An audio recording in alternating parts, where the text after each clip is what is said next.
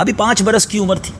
غوث پاک مدرسے گئے اور وہاں جا کر جب پہلی بار بسم اللہ شریف پڑھنے کی رسم ہوئی نا تو کسی بزرگ کے سامنے بیٹھے اور اعوذ باللہ شریف پڑھی, بسم اللہ شریف پڑھی. انہوں نے کہا کہ قرآن پڑھیے. آپ نے زبانی پہلا پارہ سنا دیا, دوسرا پارہ بھی سنا دیا, تیسرا بھی سنا دیا, چوتھا بھی سنا دیا. جی ہاں, کنٹینیو 18 پارے, 18 چیپٹرز آف قرآن, 18 پارے زبانی سنا دیے. قاری صاحب حیران کہ یہ کیسے؟ کہا بیٹا اور پڑھو. کہا مجھے اتنے ہی یاد ہے. 18 پارے کہاں یاد کیے؟ Today is your first day, آج تو پہلے دن مدرسے میں آئے ہو. کہتے ہیں حضور مجھے تو اتنا یاد اس لیے ہوا کہ میری ماں 18 پاروں کی حافظہ تھی. وہ میں جب ماں کے پیٹ میں تھا وہ دہرائی کرتی تھی قرآن کی. میں نے اپنی ماں کے پیٹ میں ہی 18 قرآن کے پارے یاد کر لیے. اللہ اکبر.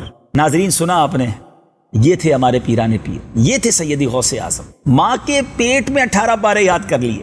اس کی وجہ کیا بنی؟ بے شک اللہ تعالیٰ نے آپ کو سلیکٹ کیا تھا, آپ مادرزاد ولی ہیں, مگر والدہ کیسی تھی کہ 18 پاروں کی حافظہ, اور جب وہ پریگننٹ تھی, وہ حاملہ تھی تو قرآن پڑھتی تھی. یہاں اسلامی بہنوں کے لیے بڑا زبردست سبق ہے کہ اس کنڈیشن میں کیا کرنا چاہیے. جو ماں اپنی پریگننسی میں, حاملہ ہونے کی صورت میں اگر قرآن پڑھے, درود پڑھے, نمازیں پڑھے, ہیں نیک کام کرے تو اس کا اثر اولاد پہ ہوتا ہے. اولاد بھی نیک پیدا ہوگی, روحانیت ملے گی.